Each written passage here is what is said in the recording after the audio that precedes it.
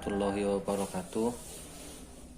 Apa kabar teman-teman semua? Semoga selamanya selalu ada dalam lindungan Allah Subhanahu wa taala, diberikan kesehatan dan kelancaran rezekinya. Amin ya Allah ya rabbal alamin.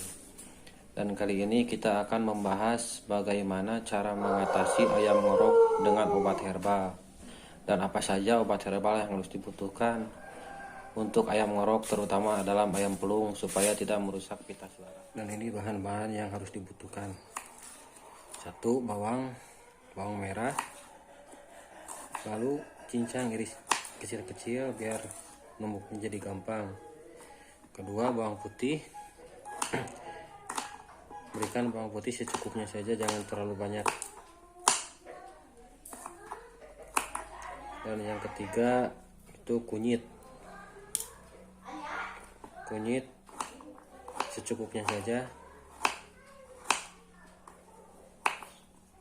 Dan yang keempat, bahan yang dibutuhkan yaitu gula merah pun secukupnya saja. Lalu kalau udah diiris kayak gini, lalu kita tumbuk supaya menjadi satu.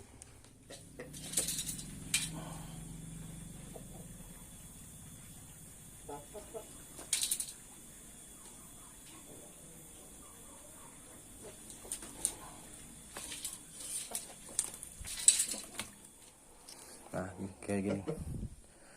Lakukan cara ini beberapa hari sebelum ayam sembuh, lakukan terus dan semoga cepat sembuh.